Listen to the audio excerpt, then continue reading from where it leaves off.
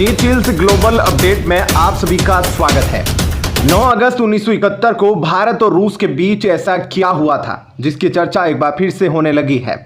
आखिर किस मजबूरी में रूस ने पाकिस्तान को अपने खतरनाक ड्रोन और हथियार दिए हैं?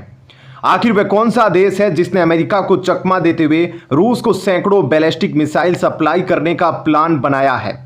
आखिर कैसे भारत के दुश्मन पाकिस्तान को रूसी S-400 मिलने जा रहा है? सब कुछ जानेंगे बेहद विस्तार से, लेकिन आगे बढ़ने से पहले आप सभी के लाइक और कमेंट के लिए शुक्रिया। इस वीडियो के लिए एम करते हैं 1000 लाइक्स। रूस और भारत के संबंध आज से नहीं बल्कि कई दशकों से चले आ रहे हैं। दोनों देशों के लिए 9 अगस्त एक अहम तारीख है।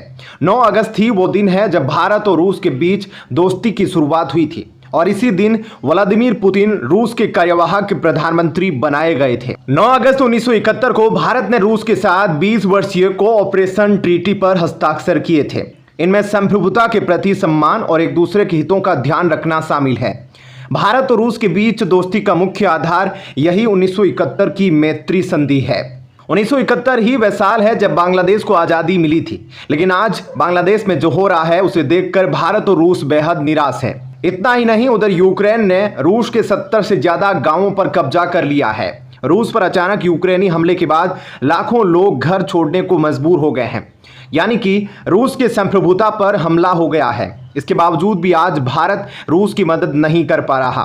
भारत के पास आज ब्रह्मोस, पिनाका, आकाश जैसे खतरनाक हथियार मौजूद है, लेकिन फिर भी अमेरिकी प्रतिबंधों की डर से हम इन्हें रूस को सप्लाई नहीं कर पा रहे हैं। लेकिन आज भी एक ऐसा देश है जिसने अमेरिकी धमकी को नजरअंदाज करते हुए रूस को हथियार सप्लाई किए हैं। इस देश का नाम है ईरान, जो भारत का बहुत ही अच्छा मित्र है।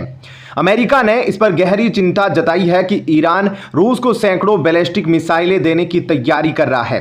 अगर ईरान के ये सारे हथियार रूस पहुंच जाते हैं तो उसे काफ़ी मदद मिलेगी।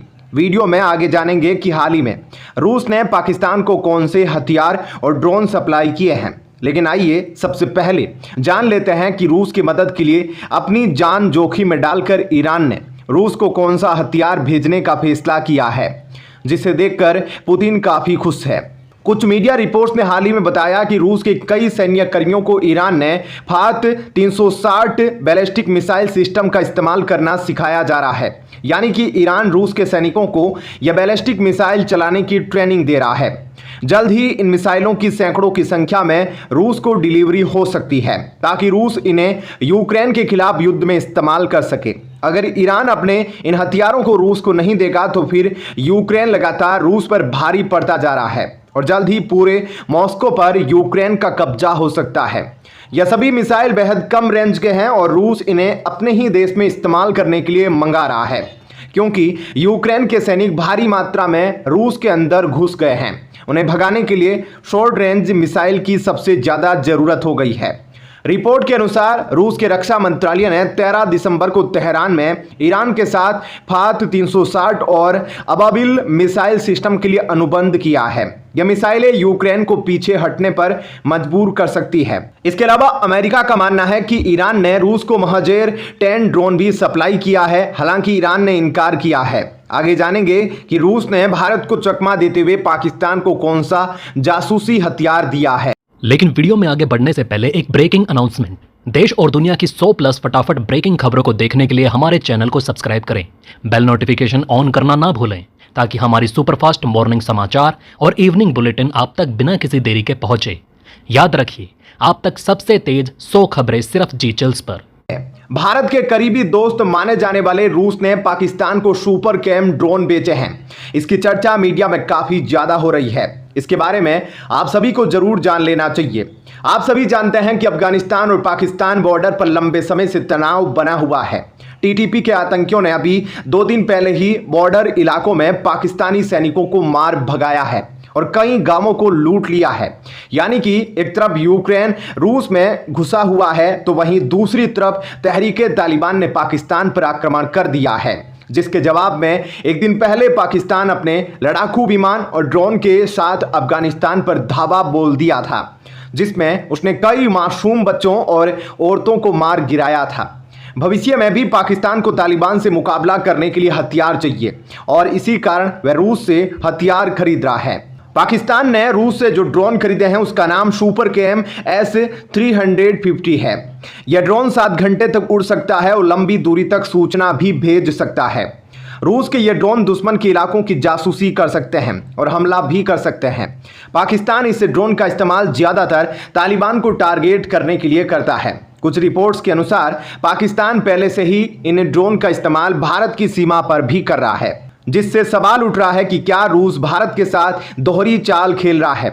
लेकिन कुछ लोगों का मानना है कि इस वक्त रूस गंभीर मुसीबत में है और वह किसी प्रकार अपने हथियार तेल को बेचकर पैसे जुटा रहा है ताकि वह यूक्रेन और नाटो का मुकाबला कर सके।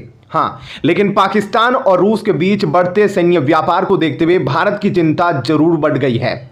जुलाई की शुरुआत में प्रधानमंत्री नरेंद्र मोदी ने रूस की यात्रा की थी और पुतिन के साथ उनकी गले मिलने वाली तस्वीरें वायरल हुई थी। इस दौरान रूसी रक्षा मंत्रालय के अधिकारी पाकिस्तानी सैन्य अधिकारियों के साथ भी बैठक करते नजर आए थे, जिससे भारत के लिए चिंता बढ़ गई थी।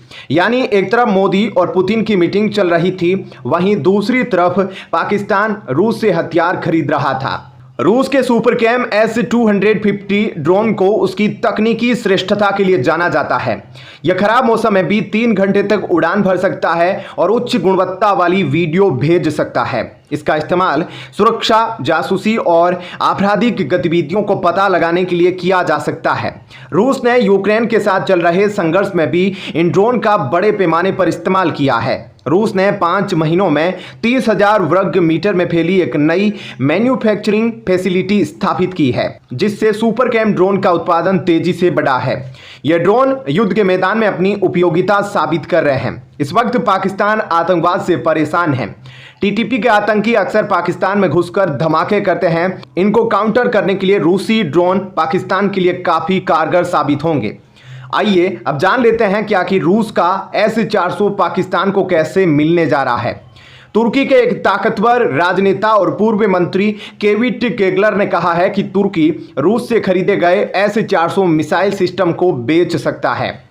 हालांकि उन्होंने किसी देश का नाम नहीं लिया, लेकिन माना जा रहा है कि तुर्की इसे पाकिस्तान को बेच सकता है। लेकिन पाकिस्तान के पास भले ही पैसे नहीं हो, लेकिन वे भारत की बराबरी करने के लिए तुर्की से EMI पर भी S-400 खरीद सकता है। तुर्की भी इसे बेचना चाहता है। ऐसा करने से तुर्की को अमेरिका के F-35 प्रोग्राम में शामिल होने का मौका मिल सकता है। तुर्की अब अपने स्वदेशी multi layer air defence system, जिसे स्टील डोम कहा जाता है, उसे विकसित करने की दिशा में आगे बढ़ रहा है।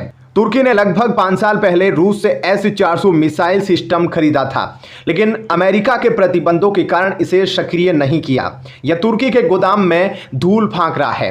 रूस से S-400 खरीदने के कारण अमेरिका ने तुर्की को F-35 प्रोग्राम से बाहर कर दिया था और उस पर कई प्रतिबंध भी लगा दिए। अब तुर्की S-400 से दूरी बना सकता है ताकि वे अमेरिकी कार्यक्रम में वापसी कर सके।